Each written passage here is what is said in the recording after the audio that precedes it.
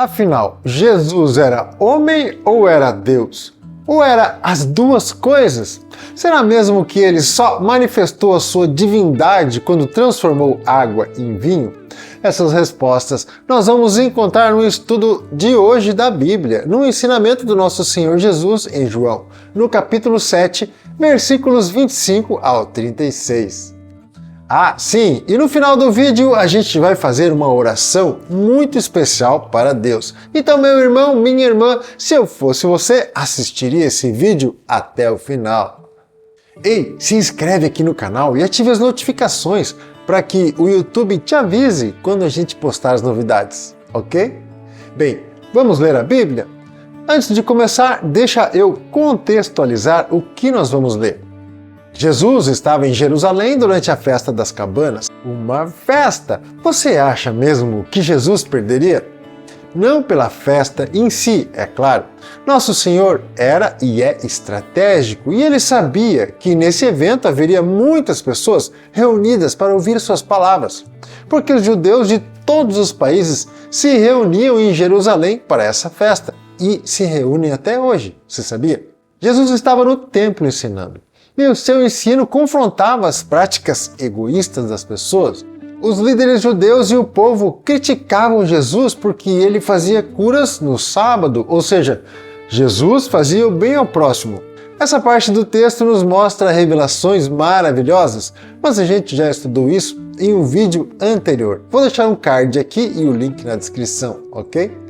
Seguindo com o assunto, o Senhor Jesus aproveitou uma conversa que estava na boca do povo para lançar um enigma, um paradoxo sobre ele mesmo, que ninguém entendeu. Vamos ler o texto de João capítulo 7, versículos 25 ao 36. Alguns de Jerusalém diziam: "Não é este o homem que estão querendo matar? Eis que ele fala abertamente e ninguém lhe diz nada. Será que as autoridades reconhecem de fato que este é o Cristo? Mas nós sabemos de onde este homem vem. Quando, porém, o Cristo vier, ninguém saberá de onde ele é." Enquanto ensinava no templo, Jesus disse em voz alta: "Vocês não somente me conhecem, mas também sabem de onde eu sou. Eu não vim porque eu, de mim mesmo, o quisesse, mas aquele que me enviou é verdadeiro, aquele a quem vocês não conhecem. Eu o conheço, porque venho da parte dele e ele me enviou." Então quiseram prendê-lo, mas ninguém lhe pôs as mãos, porque a sua hora ainda não havia chegado. Porém, muitos dentre a multidão creram nele e diziam: "Quando o Cristo vier, será que vai fazer maiores sinais do que este homem tem feito?" Os fariseus, ouvindo a multidão murmurar essas coisas a respeito de Jesus, juntamente com os principais sacerdotes, enviaram guardas para o prender. Jesus disse: "Ainda por um pouco de tempo estou com vocês, e depois irei para junto daquele que me enviou. Vocês irão me procurar, mas não me acharão. Vocês também não podem ir para onde eu estou." Então os judeus disseram uns aos outros: "Para onde ele irá que não o possamos achar? Será que pretende ir para a diáspora entre os gregos a fim de ensinar os gregos? Que significa isso que ele diz: vocês irão me procurar, mas não me acharão? Vocês também não podem ir para onde eu estou?" Segundo o que nós lemos, os líderes judeus queriam prender e matar o nosso mestre, mas não puderam fazer isso naquele momento, simplesmente porque ainda não estava na hora disso acontecer. Outro fator interessante é que o povo conhecia o Jesus homem, ou pelo menos sabia de onde ele tinha vindo, e eles esperavam ansiosamente pelo Cristo. E segundo o que eles acreditavam, o Cristo viria de um lugar que ninguém saberia onde é. Só que eles estavam esquecendo o que as Escrituras dizem. Por exemplo, Deus falou por meio do profeta Isaías que Cristo seria um descendente de Davi, e o profeta Miqueias profetizou que ele nasceria em Belém. Esse mesmo Jesus então disse que alguém o enviou, e essa pessoa que eles não conheciam está em outro lugar, um lugar desconhecido. E mais, Jesus falou que ele em breve voltaria para esse lugar desconhecido e para junto dessa pessoa desconhecida. Vamos lá, com sinceridade, ponha-se no lugar daqueles judeus. É difícil acreditar numa história dessas, concorda comigo? Esse é o paradoxo de Jesus Cristo e ele trata de uma questão espiritual. Por isso aqueles homens não tinham como entender. O apóstolo Paulo explicou sobre isso em 1 Coríntios capítulo 2, versículo 14. Veja. Ora, a pessoa natural não aceita as coisas do Espírito de Deus porque lhes são loucura, e ela não pode entendê-las, porque elas se discernem espiritualmente. Aqueles homens ainda não tinham recebido o Espírito Santo, por isso não era possível a eles entenderem o que Jesus dizia. O Espírito Santo começou a atuar sobre nós a partir do dia de Pentecostes, conforme o que está escrito na Bíblia em Atos capítulo 2, ok? Sugiro que você dê uma lida depois, tá? Então vamos falar sobre o paradoxo de Jesus, homem ou Deus, nascido em Belém ou vindo do Pai Celestial. Eu costumo pensar sobre isso de uma maneira bem simples, mas talvez isso possa chocar você um pouco. Que o Senhor possa trazer luz a esse respeito. Amém? No meu entendimento, Jesus tinha um DNA misto. Ele era homem e Deus ao mesmo tempo. E eu afirmo isso porque ele era sim um ser humano. Ele existiu, foi real e viveu entre nós. Todas as religiões concordam com isso e até mesmo os ateus. Então vamos lá. A gente aprende nas aulas de biologia que todas as pessoas, todas elas, têm 50% de carga genética da mãe e 50% de carga genética do pai. Lembra disso? Deus criou o ser humano assim. Não tem como existir alguém que tenha somente a carga genética da mãe, que no caso foi Maria. Tá, então como se explica isso? Bem, a Bíblia diz que Maria foi visitada por um anjo que explicou como seria essa concepção. Vejamos Lucas capítulo 1, versículos 34 e 35. Então Maria disse ao anjo: "Como será isto se eu nunca tive relações com homem algum?" O anjo respondeu: "O Espírito Santo virá sobre você e o poder do Altíssimo a envolverá com a sua sombra. Por isso também o ente santo que há de nascer será chamado Filho de Deus." Uma coisa que ficou clara nesse texto é que a concepção de Jesus não teve a participação de nenhum homem, certo? Então, sabendo disso e também sabendo que precisamos dessa carga genética para viver, só podemos chegar em uma conclusão. Fisicamente falando, Jesus tinha um DNA misto. Ele era homem e Deus ao mesmo tempo. E Jesus não foi o único ser misto, você sabia? A Bíblia conta isso em Gênesis capítulo 6. Vamos ler? Naquele tempo havia gigantes na terra. E também depois, quando os filhos de Deus possuíram as filhas dos homens, as quais lhes deram filhos. Estes foram valentes, homens de renome na antiguidade. Bem, nesse texto nós vimos que é possível sim haver uma mistura entre seres humanos e seres celestiais. Sim, claro, Maria, mãe de Jesus, não teve relações com nenhum anjo. Foi o próprio Espírito de Deus que colocou a sua vida divina no seu ventre. E assim foi concebido o nosso Senhor Jesus. A Bíblia quase não fala sobre a vida de Jesus quando ele era criança. Apenas uma única passagem, onde Jesus, com uns 12 anos de idade, já ensinava os líderes religiosos judeus e deixava todos espantados por isso.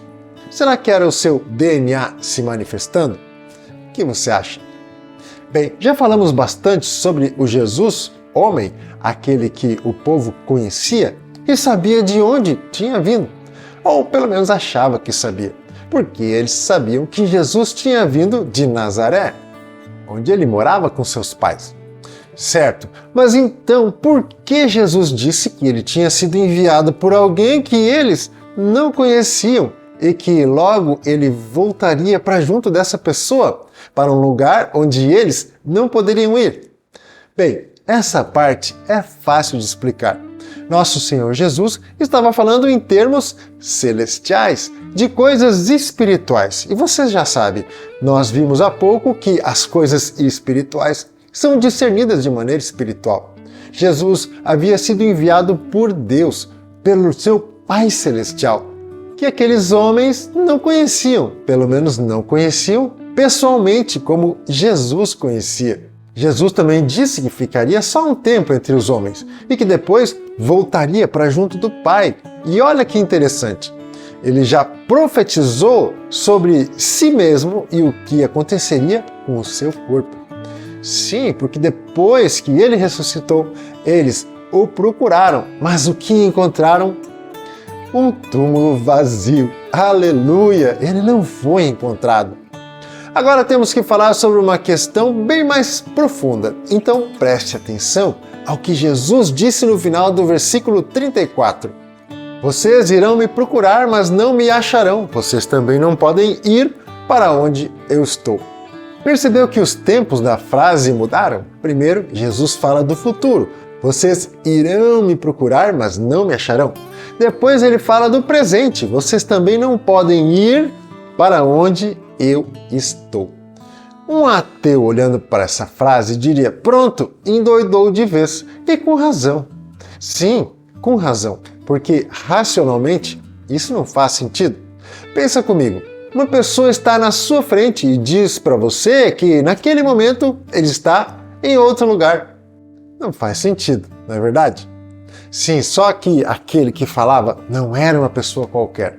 Colossenses 2,9 diz: porque nele habita corporalmente toda a plenitude da divindade. Sim, o Senhor Jesus era homem e Deus ao mesmo tempo, então ele poderia sim viver aqui nesse mundo físico e no mundo espiritual ao mesmo tempo. Isso é o que explica a frase do Senhor quando ele disse: vocês também não podem ir para onde eu estou. É por isso também que Jesus é chamado Cristo, que significa ungido, o Messias prometido nas Escrituras, aquele por meio de quem a humanidade pode ser salva. Aleluia! Meu irmão, minha irmã, agora eu quero pedir sua total atenção, porque nós vamos falar de algo muito importante. Veja o que diz o texto em Colossenses capítulo 2, versículos 6 a 10. Portanto, assim como vocês receberam Cristo Jesus, o Senhor, continuem a viver nele, estando enraizados e edificados nele, e confirmados na fé, como foi ensinado a vocês, crescendo em ação de graças. Tenham cuidado para ninguém venha a enredá-los com sua filosofia e vãs sutilezas, conforme a tradição dos homens, conforme os rudimentos do mundo e não segundo Cristo, porque nele habita corporalmente toda a plenitude da divindade. Também nele vocês receberam a plenitude. Ele é o cabeça de todo principado e potestade. Percebeu que nesse texto existe uma mudança de realidade para mim e para você? Todos que receberam Cristo Jesus como Senhor receberam a plenitude, assim como ele recebeu. Isso significa que nós não temos mais somente acesso ao mundo físico que Deus criou, mas também ao mundo espiritual abençoado por Deus, sendo conduzidos por Jesus Cristo nesse processo. Por isso o texto diz que nós devemos permanecer nele, entendeu? E também por isso nós temos que ter cuidado para que ninguém venha a nos enganar com filosofias humanas, que são transmitidas de forma sutil, e também com as tradições humanas.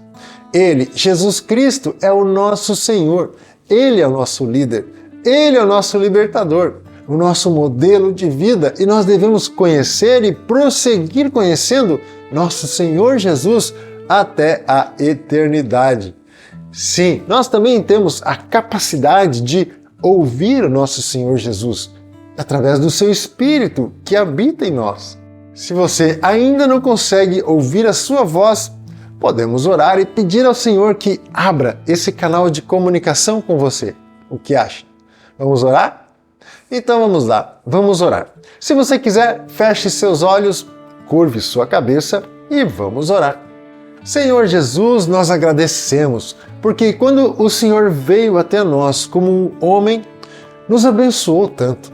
O Senhor nos salvou, nos justificou, nos resgatou do reino das trevas, nos mostrou o Pai e muito, muito mais. Agora queremos agradecer porque o Senhor também nos mostrou que é possível nós sermos pessoas espirituais enquanto vivemos aqui na terra, bem como o Senhor foi enquanto esteve em nosso meio. Nós recebemos o seu Espírito e somos gratos por isso. Agora queremos te pedir, Senhor, que seja aberto um canal de comunicação, onde nós possamos ouvir claramente a sua voz. Nós queremos te conhecer cada dia mais e ser guiados pelo Senhor. Queremos viver segundo o propósito que foi traçado para cada um de nós na eternidade, antes da fundação do mundo. Então te pedimos que remova em nós todo o impedimento, toda a crença errada, toda a raiz de incredulidade, todo o ensino errado a seu respeito que está nos impedindo de ter uma comunhão íntima com o Senhor. Intimidade é o que nós pedimos hoje, Senhor, pelo seu amor por nós, e agradecemos. Toda a honra, toda a glória, todo o louvor sejam a Ti, nosso Deus. Nós oramos em nome de Jesus. Amém. Amém? Meu irmão, minha irmã, estamos acabando esse estudo.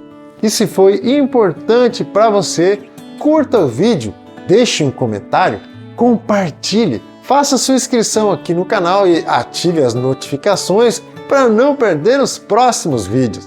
Que Deus abençoe a sua vida e a sua família em nome de Jesus. Um grande abraço e até o próximo vídeo.